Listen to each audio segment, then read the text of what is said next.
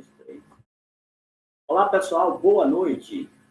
Estamos iniciando mais uma aula de Literatura Inglesa 1, no curso de Licenciatura Plena em Letras em Inglês do Centro de Educação à Distância da Universidade Federal do Piauí, SEAD, semestre 2022.1, módulo 5.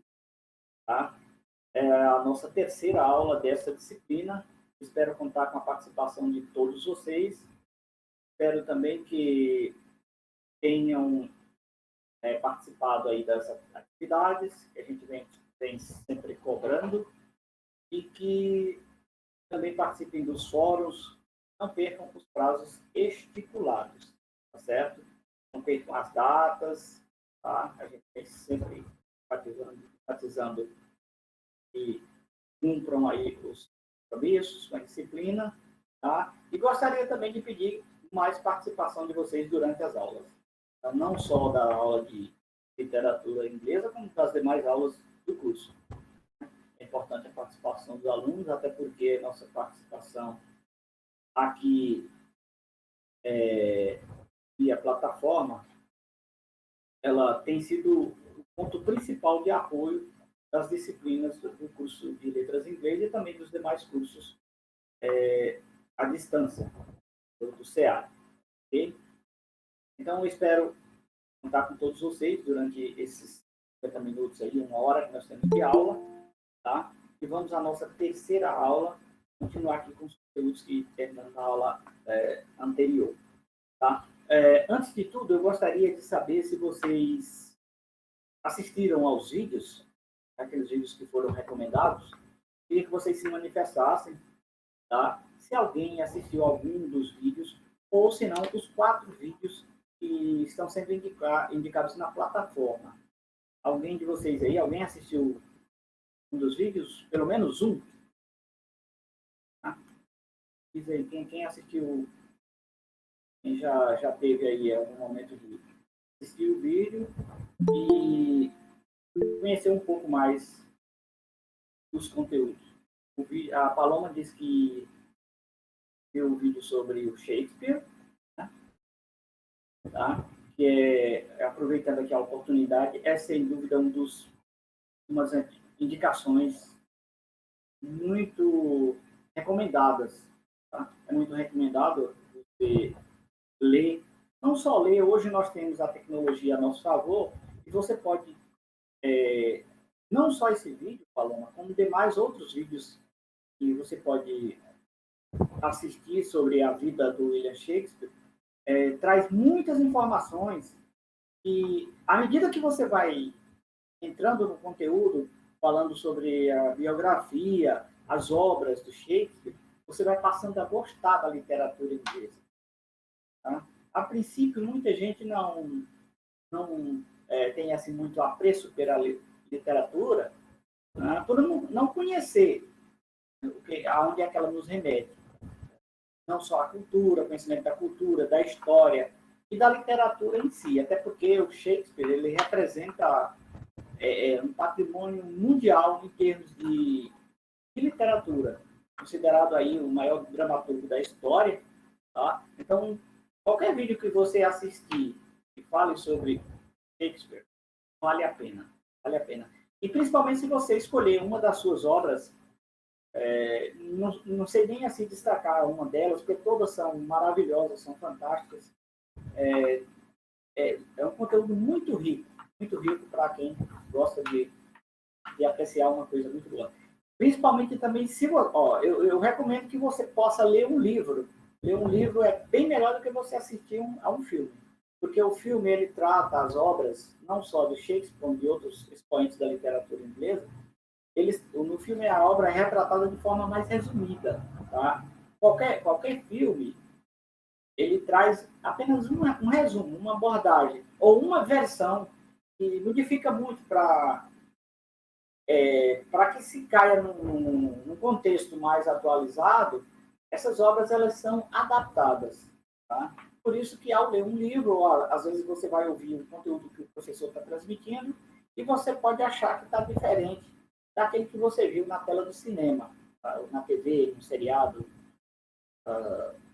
enfim, filme qualquer. Então, você vai achar uma grande diferença. Tá? Então, é importante que você leia um livro, porque além de você estar praticando a leitura, você está enriquecendo mais com a literatura. Tá? O livro é sempre mais interessante. Verdade, Paulo. Tá? Eu assino embaixo. Qualquer livro é melhor do que você assistir o filme. Quem mais assistiu algum dos vídeos? Tá? Aquele primeiro também que fala da origem da língua inglesa. Além é interessante também que você vai pegar um pouco do que, apesar de ser muito curto o vídeo, você vai pegar um pouco de como começou a língua inglesa. Tá? Lá fala do Old English, do inglês médio, né? Do inglês antigo, médio, e do inglês que é falado hoje. Também você vai pegar muito sobre a origem da língua inglesa. Tá? Enfim, espero que vocês possam aproveitar bastante aquelas sugestões contidas no livro. Tá? E a recomendação da Tatiana Feltri também é muito boa, sobre o livro da Emily Brontë, Wuthering Heights, que é uma das mais belas histórias que você pode encontrar na literatura inglesa. Tá certo? Então, vamos adiante, bola para frente. Vamos ver o que nós temos hoje aqui, a nossa literatura. Tá? Vamos falar do romance modernista em língua inglesa. Que romance modernista seria isso, né? O termo modernismo, né, se refere à mudança radical nas sensibilidades estéticas e culturais evidentes na arte e na literatura no período pós-Primeira Guerra Mundial. A visão de mundo ordenada, estável e inerentemente significativa do século XIX não poderia concordar com o imenso panorama de futilidade e anarquia que é a história contemporânea. Assim escreveu o grande poeta T.S. Eliot. O modernismo marca, assim, uma ruptura distinta com a moralidade burguesa vitoriana. Rejeitando o otimismo do século XIX, eles apresentavam um quadro profundamente pessimista de uma cultura em desordem. Esse desespero, muitas vezes, resulta em uma aparente apatia e relativismo moral. Então, pessoal, essa poesia modernista, ela começou nos primeiros anos do século XX, já no início do século XX, né? Com o aparecimento dos imagistas, que eram poetas cujo destaque era apresentado através mais de imagens. Tá? Era uma poesia um pouco diferente de até então. Em comum com outros modernistas, esses poetas escreveram em reação aos excessos percebidos da poesia vitoriana, com sua ênfase no formalismo tradicional e na dicção ornamentada. Embora esse modernismo tenha se configurado de várias maneiras, através de diversas formas de expressão artísticas em diferentes pontos do mundo, podemos identificar algumas características transversais que foram apresentadas nesse movimento modernista. Primeiro foi a ruptura com a tradição. Então, o que significa isso? O que era essa ruptura? A ruptura era o rompimento com o modelo tradicional de romance que existia naquela época. Tá? Então, eles começaram a apresentar um modelo de literatura já muito avançado para o seu tempo, para aquela época. Então, houve aí uma ruptura do que era apresentado até então. A postura experimentalista. Tá? Então, os poetas desse período, dessa época, movimento modernista, eles procuraram novidades, tá? Procuraram coisas novas, tá? Experimentaram coisas novas que eram consideradas até proibidas para se apresentar em público. A valorização do cotidiano, tá? Também era uma das poucas coisas que tinha em comum com a literatura vitoriana, era a valorização do cotidiano, que era a retratação do cotidiano das pessoas daquela época. E a busca ou a reconstrução da identidade. Não existia, de fato, uma formação ainda assim, própria da literatura, não tinha uma identidade própria, assim, a literatura inglesa. Então, eles buscaram essa reconstrução da identidade do romance inglês no período. Então, podemos dizer assim que os poetas dessa época eles foram muito corajosos ao tentar mudar o estilo de literatura que até então era apresentado. Modernista. Continuando.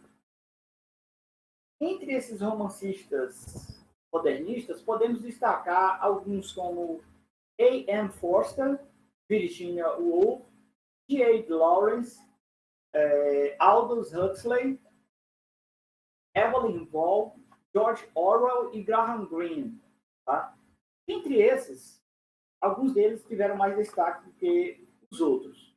Por exemplo, a Virginia Woolf, o Aldous Huxley e o George Orwell.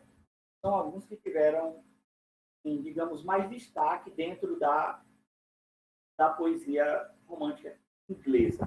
Tá?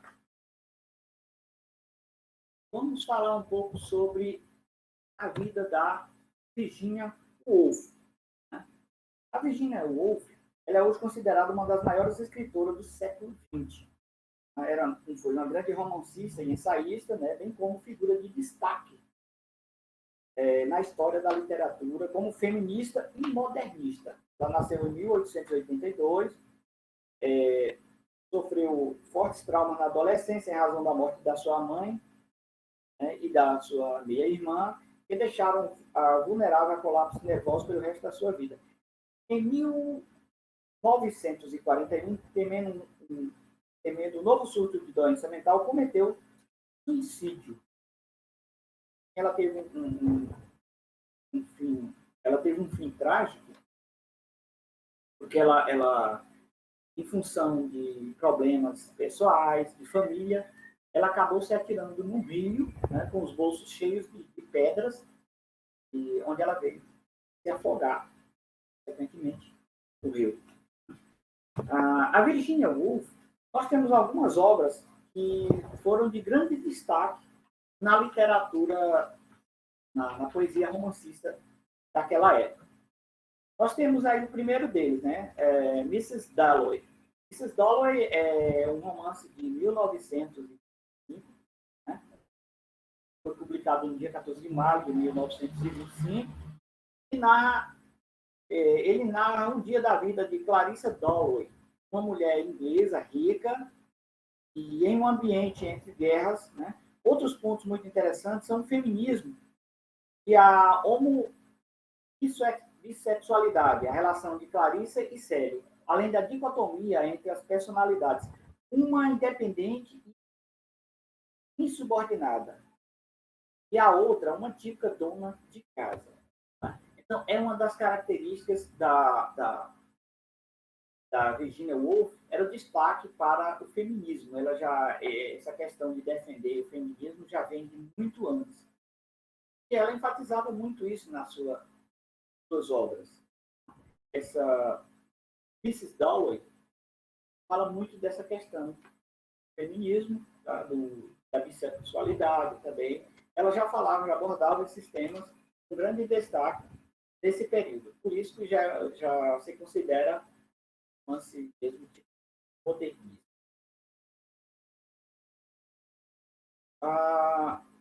Temos também uma outra obra dela, Virginia Woolf, uma biografia. Né? Aí fala essa autobiografia dela, ela foi suspensa, né? Mas a vida da escritora foi registrada nas 614 páginas desse livro. Esse que vocês têm aí é uma biografia. Na verdade, ele foi escrito por outro poeta, foi o Ken Campbell, que era sobrinho da Virginia e foi lançado após a sua morte. O livro dá detalhes das experiências discretas de Virginia, né, e passa por episódios de abuso e tentativas de suicídio, além de narrar o começo da sua atuação na escrita e nos seus romances. Tá? Então, na biografia dela, essa questão pessoal já vem sendo retratada há bastante tempo. Infelizmente, ela não conseguiu presenciar a publicação da sua obra. Essa foi cada após a sua morte. O outro grande destaque dela é o livro chamado Um Quarto Só Seu. As histórias escritas por Virginia marcam também a literatura feminina pela abordagem de temas pouco explorados pela literatura da época, como a sexualidade e os direitos da mulher. Então, a partir desse período aí, foi que ela começou a lutar por os direitos de igualdade da mulher. Então, esse livro ele traz uma análise de Virginia sobre as condições sociais enfrentadas historicamente pelas mulheres, né? Iniciativa que busca valorizar o protagonismo feminino por meio da leitura e debates que seguem em andamento até hoje, né? Nós, com base nisso aí também, passaram-se a defender mais direitos para as mulheres, tanto que foi instituído o Dia Internacional da Mulher. Né?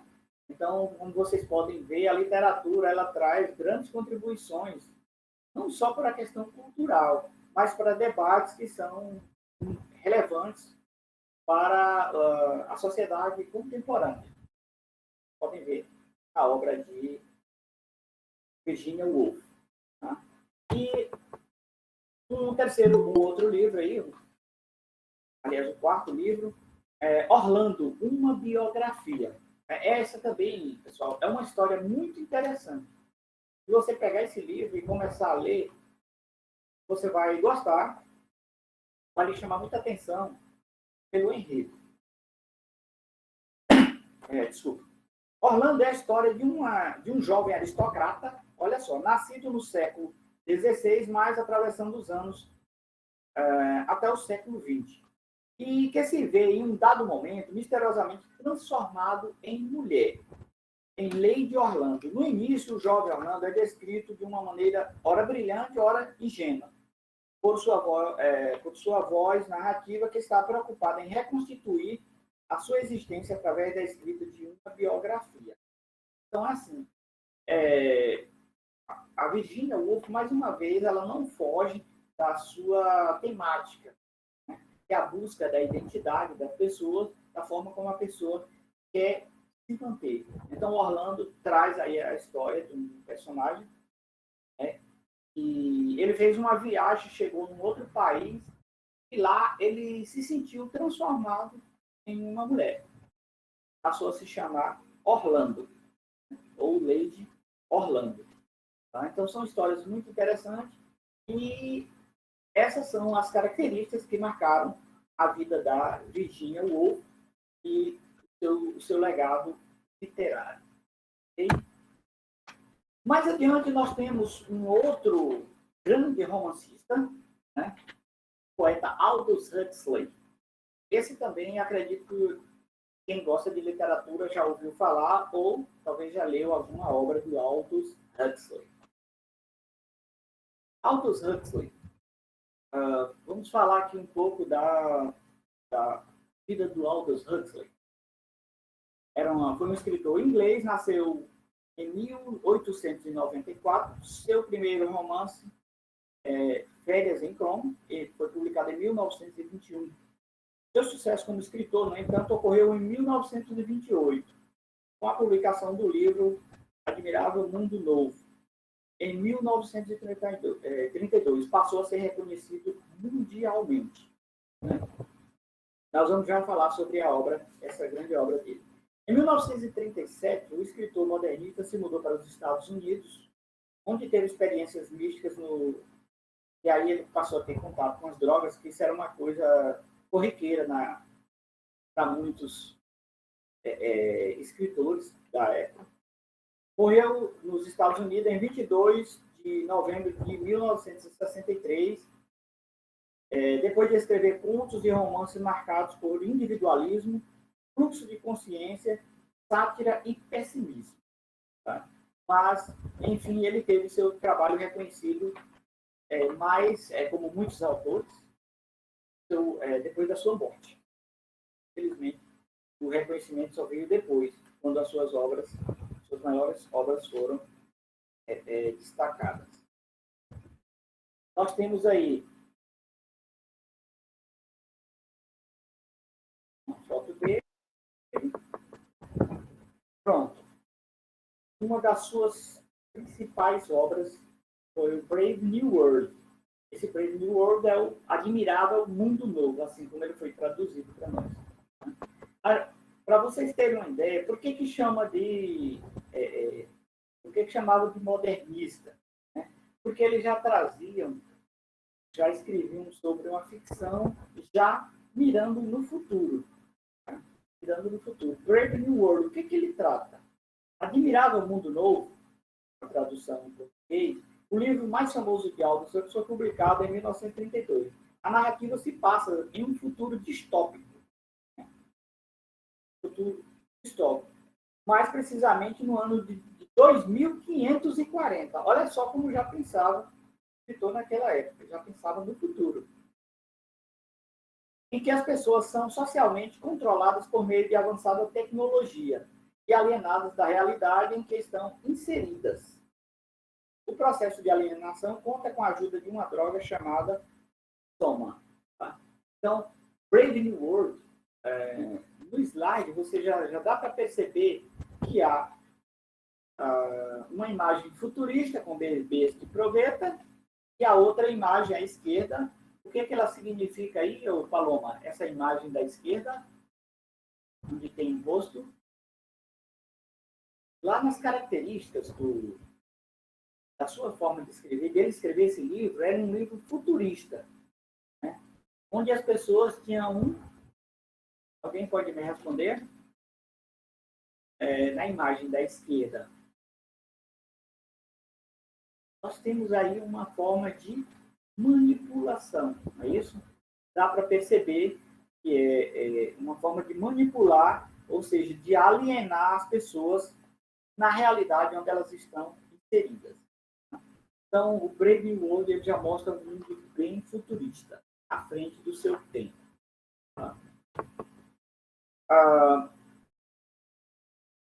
O George Orwell, além desse livro, ele traz também um outro livro muito interessante que eu acredito que vocês já conhecem. Muita gente aqui já deve conhecer esse livro, que é chamado de Animal Farm. Tá? Esse livro aí, A Revolução dos Bichos, o título original é Animal Farm. Alguém aqui já viu esse título por aí, A Revolução dos Bichos? Alguém conhece? Vamos lá, pessoal, vamos se manifestar. Até agora ninguém levantou a mão. Tá? Esse título para vocês é A Revolução dos Bichos. É assim, familiar, sua familiar. O Antônio Carlos ainda não ouviu falar, né? A Paloma disse que não conhece. Tá? Eu acredito que podem, talvez não se lembrem. Mas A Revolução dos Bichos, alguém já deve ter assistido pela televisão. Existe essa obra de arte transformada em filme. A Revolução dos Bichos. Bom, Animal Farm, ou no português o nome foi adaptado para a Revolução dos Bichos. O que ele trata? Olha só como o George Orwell, ele é um poeta que estava bem à frente do seu tempo quando tratava desses temas futuristas. Nesse livro, A Revolução dos Bichos, ele traz um pouco de fantasia, uma ficção, mas que ela está presente na nossa realidade. Tá? Essa ficção ela tem muito a ver com a realidade em que vivemos, já lá no século XX. A obra A Revolução dos Bichos critica o totalitarismo. Tá? Eu vou recomendar que vocês possam assistir um pouco dessa obra. Tá? No YouTube você vai achar. Também você pode procurar o filme propriamente dito, para você terá da obra do George Orwell. Então, A Revolução dos Bichos critica o totalitarismo, faz uma alegoria da Revolução Russa de 1917 e principalmente ataca o stalinismo. Nesse livro, os animais, olha só como é interessante, ele misturou a ficção e ao mesmo tempo tem um contexto de realidade. Nesse livro, os animais da fazenda do Senhor Jones se revoltam contra a exploração que os seres humanos exercem sobre eles e tomam o poder. Os animais passam, na obra do George Orwell, eles tomam o poder dos seres humanos. A partir daí, eles precisam organizar a nova sociedade animal. E os porcos, então, tomam a liderança. Os porcos. Por isso que aí, na capa do livro, já aparece um porco à frente. Os porcos tomam a liderança e passam a governar a vida dos outros animais. Assim, um regime que a princípio pregava a igualdade transforma-se em uma ditadura comandada por porcos. Tá? Passou a ser uma ditadura lá no mundo do George Orwell.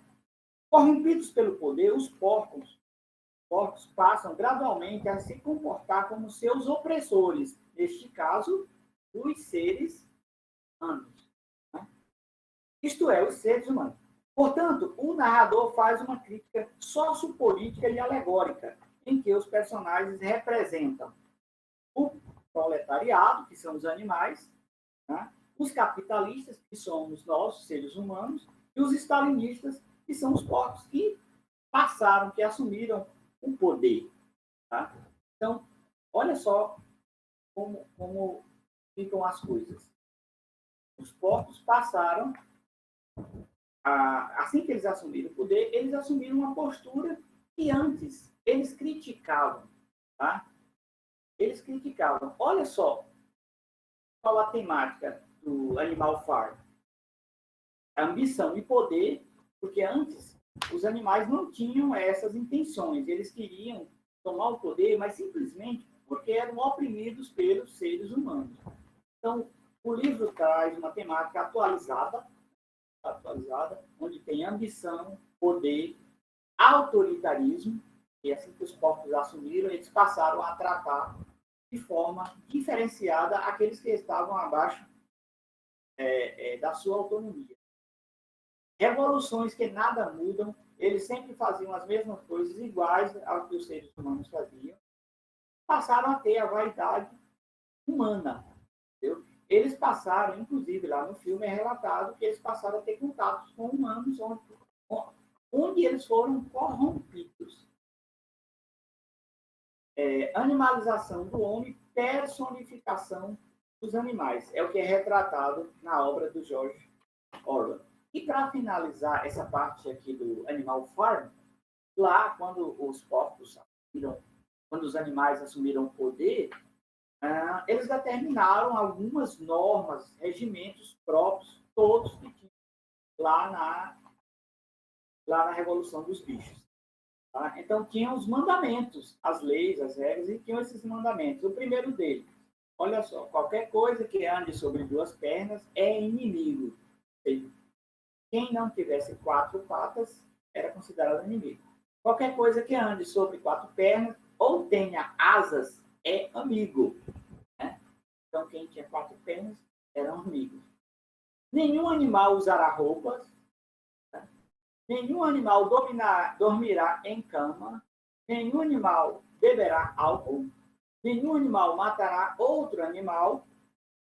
Todos os animais são iguais. Entretanto, essas regras foram quebradas porque eles se corromperam ao que pregavam, se corromperam e passaram a agir como se fossem os próprios seres humanos. Então, é uma temática atualizadíssima do George Orwell, que é muito recomendado para que vocês leiam. E a sua outra grande obra, essa também é a principal obra de George Orwell, que é um livro chamado 1984. 1984. Essa pergunta aqui vai direcionada a todos vocês. Eu gostaria que vocês me respondessem. Esse olho aí, ele lembra alguma coisa assim para vocês? Vamos lá, alguma coisa atual de hoje. Vamos lá, o Antônio Carlos, a Paloma. Câmeras, mais ou menos, certo? Mais ou menos, câmeras. Tá? Mais ou menos, câmeras. Você está no rumo. Câmeras de vigilância, olha só. Muito bem, muito bem. Câmeras, lembra câmeras de vigilância. Mas tem uma coisa mais atual que vai fazer você lembrar esse olho aí. Vamos lá. Eu vou colocar uma outra imagem aqui que certamente essa aí vai lembrar muito, vai remeter a algo que nós conhecemos na atualidade. E essa imagem agora, lembra o quê? Agora essa está mais atualizada, né? Se você não quiser escrever, pode falar, viu? O microfone está aberto a todos. Tá? Ah, agora sim. Big Brother. Né? Quando você vê essa logozinha aí já lembrou logo do Big Brother. O que tem a ver, será, Big Brother, com o livro do George Orwell? Tá? O que tem a ver esse olho com esse aqui? Né? Vamos lá. Então, 1984 é uma obra, é a obra de maior destaque do George Orwell. Nessa obra, 1984, George Orwell, nela será possível entender porque o livro é uma distopia, né? E especialmente para quem o mundo descrito na narrativa é uma utopia. Né?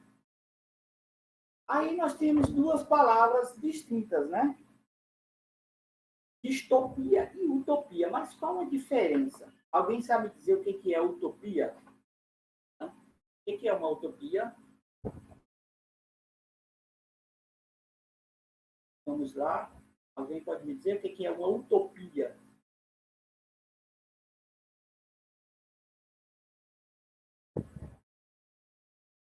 A princípio, aqui vocês já devem entender que uma é divergente da outra. Distopia ou utopia. Isso, muito bem, Antônio Carlos. Coisa impossível de se realizar. Então, vamos lá. Qual a diferença? Utopia é a idealização de uma sociedade boa, ideal, né? Uma sociedade que é completa de tudo. Ou seja, uma realidade que não existe, que é inalcançável.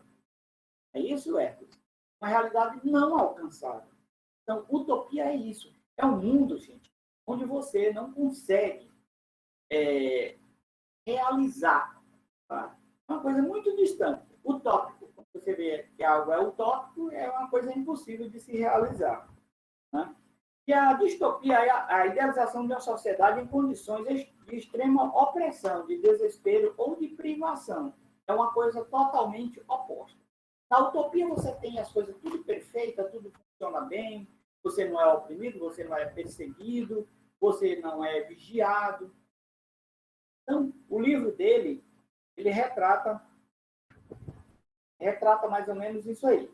Tá? Ao construir a sua ficção, George Orwell afirmou inspirar-se na reunião de líderes dos aliados da Conferência de Teherã, tá? Em 1944. Conferência esta que foi o primeiro de uma grande série de acordos firmados entre as superpotências durante a Segunda Guerra Mundial. Né? Então, o mundo distópico de 1984 também é controlado por totalitaristas. Né? Entre as nações prevalece uma guerra perpétua, além de uma forte vigilância governamental e manipulação pública. É aí que vai entrar a história desse olho aqui. Tá? Então, nesse livro, qual era a temática que era abordada? Era uma sociedade onde tinha muita propaganda, mas tinha o controle da mente, o mind control, tinha muita tecnologia, porque havia muitos olhos, né, muitas câmeras, controle físico, pobreza, por outro lado, a riqueza, né, e o totalitarismo. Totalitarismo, ou seja, as pessoas eram privadas de liberdade. Na criação do romance, George Orwell escreveu de forma com que os capítulos possam ser agrupados em dois conjuntos. Né? Antes do resumo, que a gente que é o resumo do livro, é importante ter uma visão geral sobre isso, né? O livro do George Orwell, ele é dividido em 3 capítulos, né? Onde na primeira parte o autor retrata uma sociedade inspirada na opressão dos regimes totalitários nas décadas de 30 e 40, né? Onde ele narra lá no livro que existem 3 nações, né? 3 nações diferentes nesse livro. Uma que era chamada de Oceânia, Eurásia e Lestásia. Eram as nações fictícias. E esses territórios estavam em constante guerra uns com outros. Estavam sempre em conflito. O livro fala como é a nação de Winston, governada pelo partido INSOC, um partido chamado INSOC, que era socialismo inglês, traduz para o português, né? Coordenado por um personagem chamado Grande Irmão ou Big Brother. Pessoal, é daí que vem o programa, o reality show que é apresentado na emissora carioca. Tá? Então, esse programa foi inspirado neste livro, 1984, de George Orwell. Então, Grande Irmão veio de lá. Por que chama Grande Irmão? Porque no programa, tal como vocês conhecem, todo mundo é vigiado por aquele olho que fica sempre... as câmeras ficam sempre escondidas, onde os personagens não sabem onde elas estão. Então, em 1984, a 1984, dessa forma também, as pessoas eram vigiadas, tudo era controlado. Tá? Então, era controlado por quem? Pelo Big Brother, ou Grande Irmão. Né? E também pelos membros do partido, que eram ricos e com muitos benefícios. Obviamente, compunham a menor parte da sociedade. No livro dele, o restante do livro, na segunda parte, é explorada a revolução interna do protagonista, que era o Winston. Ele já não concordava com os ideais do partido, apenas uma pessoa, sempre tinha um que ia discordar. Na terceira parte, finalmente, tem-se o desfecho de 1984, onde George Orwell evidencia que o totalitarismo é eficiente para manter a ordem. Tá? Então, no livro 1984, ele descreve tudo isso, coisas que acontecem nos dias de hoje. Então, daí, você vê que lá naquele período, nós já tínhamos poetas trazendo temas atualizados, atualíssimos. Né? Então, gente, Big Brother é isso. É o grande irmão. É aquele que está sempre olhando para você. Tá?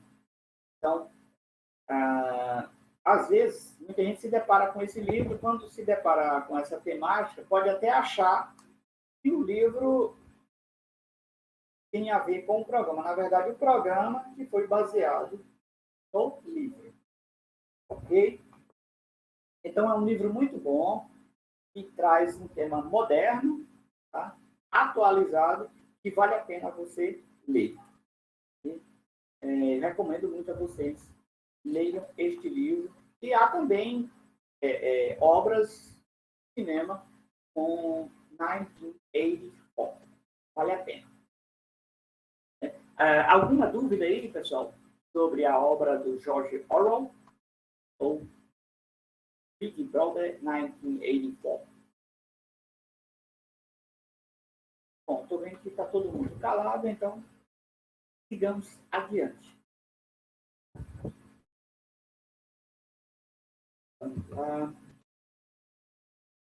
Aí nós temos a poesia inglesa nas décadas de 1930 a 1985. Na década de 1930, foi uma década em que a poesia se tornou mais política, nas mãos de poetas de esquerda como W. H. Auden, quando a poesia modernista tornou novos rumos, graças a americanos como Carlos Williams, quando a poesia se tornou mais tecnológica, como atestam os poetas da época. E dentre esses poetas, nós temos um aí que se destacou bastante, que foi um Thomas Dylan. O Dylan Thomas. Dylan Thomas. Vou falar um pouco da biografia do Dylan Thomas. Dylan Marley Thomas nasceu em Swansea, no país de Gales, em 27 de outubro de 1914, e foi considerado um dos maiores poetas do século XX, em língua inglesa. Assim como o William Carlos Williams, Wallace Stevens, T.S. Eliot e W.B. Yeats. Dylan Thomas teve uma vida curta devido a uma exagerada boemia que levou aos seus dias aos 39 anos, mas ainda teve tempo de nos deixar um legado poético que o tornou um dos maiores influenciadores de toda a geração de escritores. Nós temos algumas obras deles, como Death and Entrances, de 1946, contém seus poemas mais famosos, entre eles Fair Hill e I Refuse to Mourn the Death by Far of a Child in London. A Prospect of the Sea, que reúne várias histórias e vários ensaios poéticos do período, e Under the Milky Wood, que é uma peça radiofônica posteriormente adaptada para o palco. Nessa peça, ele convida os ouvintes a acompanhar os sonhos e pensamentos mais íntimos dos habitantes de um pequeno povoado galês imaginário. Tá? Essa peça foi produzida no rádio, pelo Dylan Thomas. E uma das características dele, do Dylan Thomas, é a obsessão pela morte, que é o traço mais destacado pelo escrito de sua poesia. Todas as obras dele era muito ligado à questão, a morte estava sempre presente. A obra do Dylan Thomas. Enfim, vale a pena também você conferir. Então, aí nós temos os poetas dos anos de 1950 com um movimento. O movimento DJ Enright, Kingsley Amis, Philip Larkin, Donald Davis, John Wayne, Elizabeth James e John Gunn. Esses foram os poetas que mais destacaram nesse período. Por que eles eram tratados como chamados poetas do movimento? Porque foram os poetas que tentaram mudar de vez a literatura, esquecer de vez os movimentos vitorianos do passado. Esquecer de vez, assim, trazendo a literatura para uma realidade mais atualizada. Por isso que eram chamados de poetas modernistas.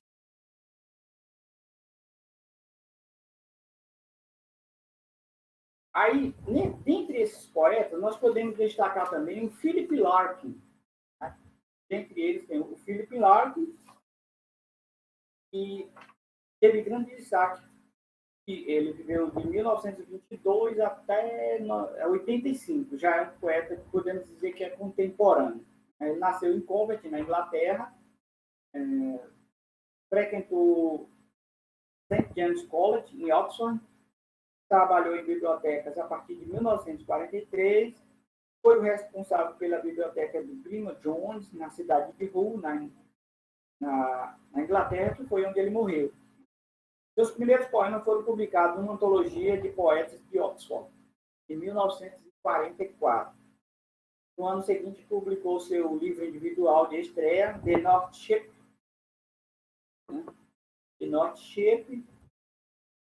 E foi muito influenciado pelo Yeats. Muito influenciado por Yeats. Philip Larkin was born in Coventry and went to school there. During the war, he went to Oxford to read English. While at Oxford, he met Kingsley Amis, who became a lifelong friend. Born Yesterday is about Amis Dowrett. Esse Kingsley Amis foi um dos amigos deles que inspirou essa obra chamada Born Yesterday, Nascido Ontem. E nós temos aqui algumas citações do Philip Larkin, que são muito interessantes de se apresentar. Man hands on misery to man, It depends on like a coastal shelf. Get out as soon as you can and don't have any kids yourself. O homem passa a miséria ao próprio homem. Né? Afunda-se como uma plataforma costeira. Então, saia mais cedo possível e não tenha filhos. Ele era muito sarcástico e os seus poemas tinham muitas pitadas de humor. Tá? Vocês podem ver isso nas citações em que vocês podem encontrar bastante aí na internet. Mais uma dele aqui, ó. So many things I had thought forgotten return to my mind with strange pain, like letters that arrived addressed to someone who left the house so many years ago. Tantas coisas que pensei e esquecidas voltam à minha mente como uma dor estranha, como cartas que chegaram endereçadas a alguém que saiu de casa há tantos anos. Também é muito bacana. E para encerrar esse aqui, nós temos I feel the only thing you can about life is to preserve it by art if you are an artist, by children if you are not. Tá? Eu sinto que a única coisa que você pode fazer sobre a vida é preservá-la. Pela arte, se você for um artista, e pelas crianças, se você não for. Tá? Muito bacana também. Do Philip Larkin.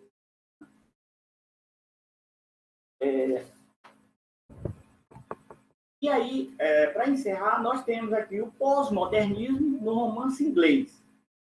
O pós-modernismo é um termo usado por alguns críticos e historiadores desde os anos de 1980 para o conjunto de traços culturais característicos das sociedades ocidentais a partir do final do advento do modernismo.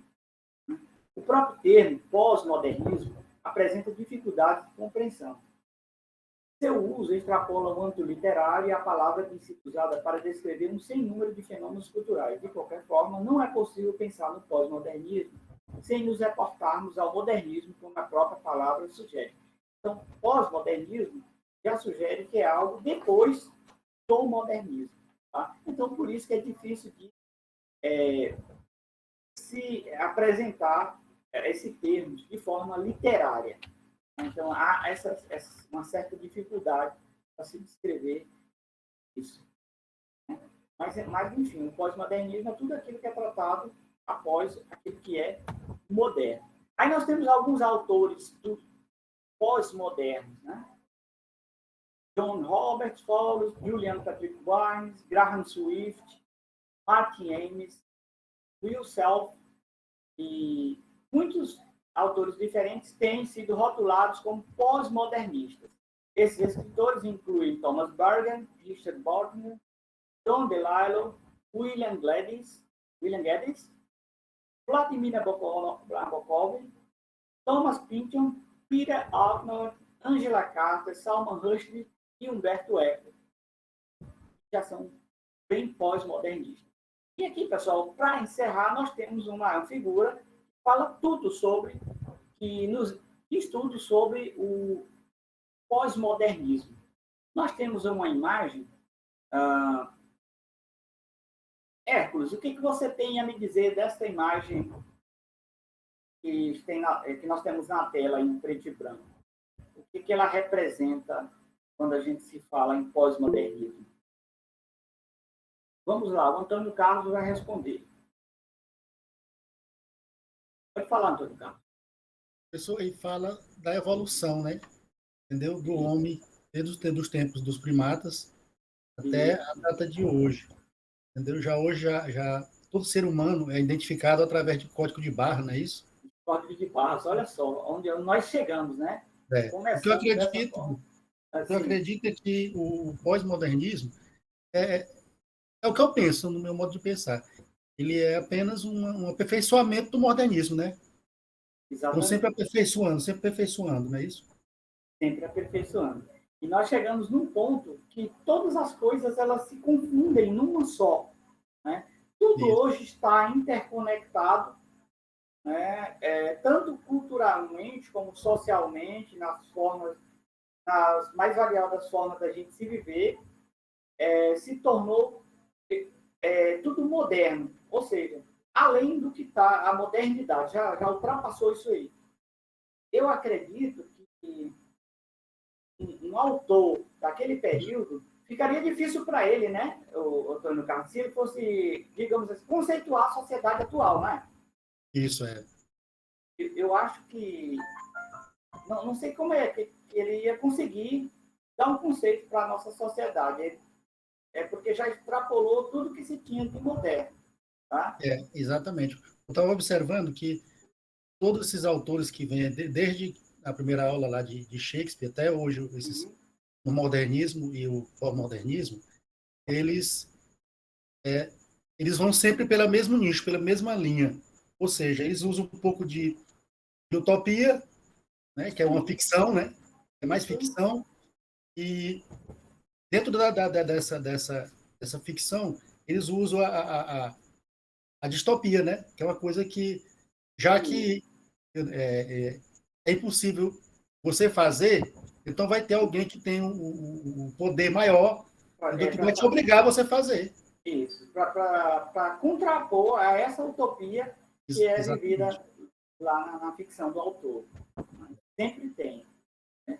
Até porque o próprio conceito de utopia nos deixa longe até para refletir. Por exemplo, se existisse um mundo totalmente utópico, para muitos pensadores, para muitas pessoas, isso se tornaria algo assim, digamos, seria muito fácil, tá? E não teria uma razão até para se existir. Tá? Então, por isso que há esse contraponto dos autores em colocar essa distopia no meio dessa realidade utópica. É muito interessante isso aí. Mas essa questão da evolução mostra que o pós-modernismo levou a isso aí. Está descrito na imagem. Não é mesmo? Muito obrigado aí pela participação. E também a todos que participaram aqui da nossa aula. Tá? Eu espero vocês na próxima aula, de acordo com o nosso cronograma que está colocado lá na plataforma. Na próxima semana, lembrando que nós temos aí a primeira avaliação, tá? Já vai estar disponível para vocês. E espero que todos participem mais dos fóruns, enviem suas atividades a tempo. Tá? Eu tenho observado lá muita gente que está participando dos fóruns. Tá? Espero que participe também mais das aulas aqui. Nós teremos uma revisão na próxima aula, de acordo com o nosso cronograma. Boa noite a todos. Muito obrigado pela presença de vocês aqui na nossa aula. Tá? Até a próxima.